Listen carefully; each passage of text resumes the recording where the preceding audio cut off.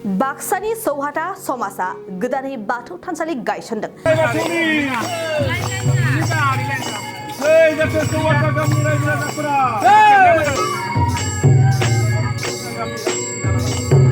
बाक्सा जिल्लानि सालबारि महकुमानि बेन्दोंआव थानाय सौहाटायाव गामि समाजा दिनै मंगलबाराव गोदानै बाथौ थानसालि गायसनदों। सानसेनि मेहेरगोनां हाबाफारिजों सौहाटानि गामि समाजा गिबि खेबनि थाखाय बाथौ फोरबो फालिथाय खुंफुंदों।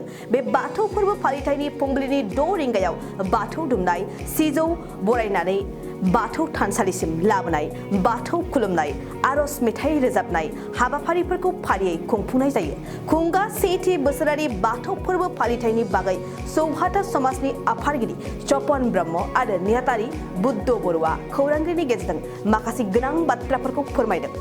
जोङो सौहाटा गाथि रायजो आफादा दिनै गिबि बाथौ गायसननायनि हाबाफारि लानाय जादों। जोंनिया हाबाफारि बायदियै गिबियावनो बड'लेण्ड बुब्लि निउस चेनेलनि नोंथां रिपर्टारखौ जोंनि बे बाथौ गायसननाय हाबाफारियाव नुजाथिफैनायनि बरायग्रोनाय जाबाय। आरो लोगोसे बेवहाय जोंजों माइनावस्रि बाथौ आर'ज हानजानि सेन्ट्रेलनि फालसिगुरिनि बिथांमोनखौबो जोङो बरायग्रोबाय। लोगोसे जोंजों आलासि महरै देउरि महरै लिंबोजानाय बिथां देबेन देउरिखौबो बरायनाय जाबाय। जोंना हाबाफारि बायदियै जोङो गिबियावनो बेवहाय जोङो जोंनि रायजो आफादा दिनै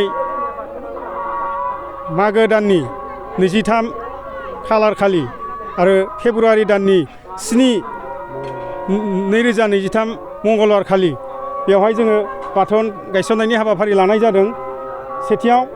नैथियाव जोङो हाबाफारि बादियै सिजौ बरायनानै लाबोनाय हाबाफारिखौ खालामनाय जादों।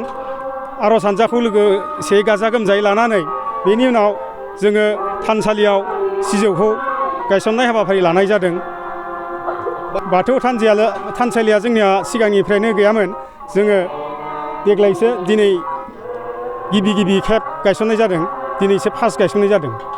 दिनै बेबादि जोङो गिबि खेबनि थाखाय बेबादि आलासि महरै लिंनायनि हाबाफारिखौ लानाय जायाखै। बेखौनो मेसेज हरनो नागिरो, मोनसे जाथिया धोरोम नङाबाथाय खौसेथियै थांनानै थानो हाया। बेखौनो आङो मेसेज हिसाबै हरनो नागिरो बर' रायजो राजानिसिम।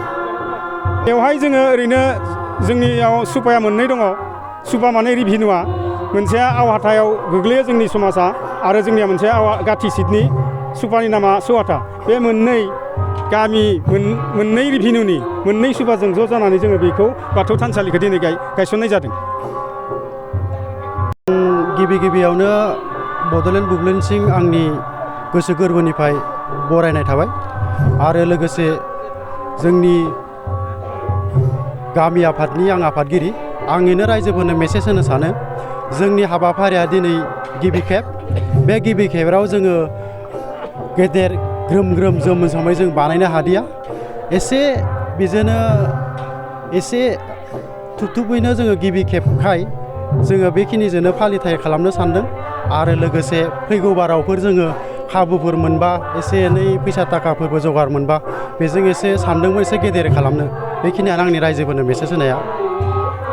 जोङो बेफोरबायदि अनसुंखौ जों आगोल बुंदोंमोन, रायजोनि एसे अनसुंथाइ कमिउनिटि हलफोर माबाफोर रायजोनो एसे बिदोंमोन। बाथौ थानसालिफोराव एसे गैयानो नालाय जोंनाव बाथौ थानसालि एबारसो खेब जागायनाय नालाय जों बेबायदि बारा हांख्रायाखैमोनबो आरो।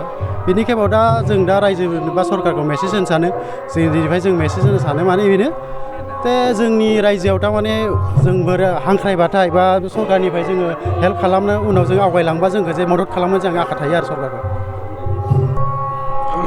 जोंनि बे बाथौनसालि खुंफुंनायाव जोङो निजिनाव एसे आंखाल रां जानायलाय जोङो जेरै गामिनिफ्राय एसे एनै रां खांनानै जुदि एसे गोग्गोम जानो फैसा थाखा आखायाव फैबाथाय जोङो ग्रोम हिसाबै जोङो खुंनो सानदों। बेनो आरो आंनि खेबाव जोङो गेदेरै एबा ग्रोम हिसाबै बैयोबो एसे साननै सानथाम हाबाफारि लानानै खुंनो हानाय बायदि जों सानदों आरो।